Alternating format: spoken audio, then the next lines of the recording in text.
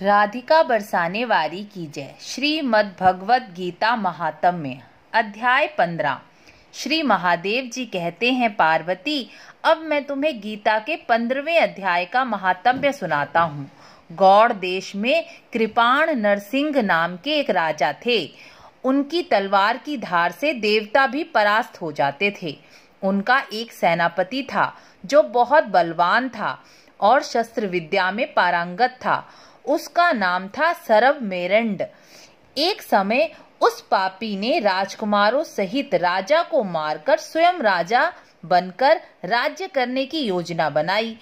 इस निश्चय के कुछ दिनों बाद ही वह हेजे के रोग से पीड़ित होकर मृत्यु को प्राप्त हो गया।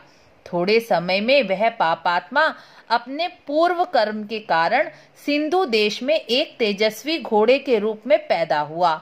वहां घोड़े के जानकार एक वैश्य ने उसे खरीद लिया और राजधानी ले आया।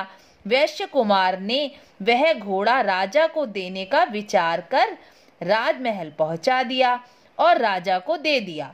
वास्तव में घोड़ा गुणों में उच्च श्रेवा घोड़े के समान था, इसलिए राजा ने मुहमांगा स्वर्ण देकर घोड़ा ले लिया और एक दिन शिकार खेलने के लिए उसी घोड़े पर चढ़कर वन में चल दिए। वहां हिरणों का पीछा करते करते सैनिक पीछे छूट गए और वह बहुत दूर निकल आए। प्यास से व्याकुल होकर घोड़े से उतरकर वह जल की खोज करने लगे। घोड़े को एक पेड़ से बांधकर वह स्वयं एक चट्टान पर चढ़ गए। उन्होंने देखा एक पत्ते का टुकड़ा हवा से उड़कर शिलाखंड पर पड़ा है। उसमें गीता के 15वें अध्याय का आधा श्लोक लिखा था, जिसे वह पढ़ने लगे।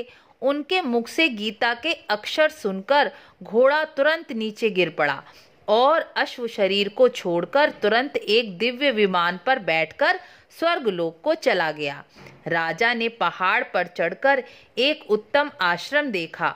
आश्रम के भीतर एक ब्राह्मण बैठे थे जो संसार की कामनाओं से मुक्त थे।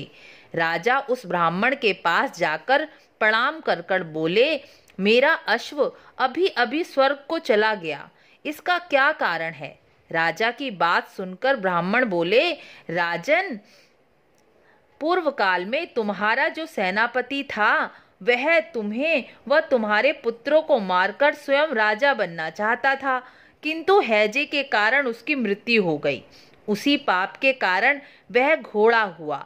लेकिन तुम्हारे गीता के 15वें अध्याय के श्लोक को पढ़ने से उसने वह सुन लिया और सुनकर घोड़ा मुक्त होकर स्वर्ग को चला गया।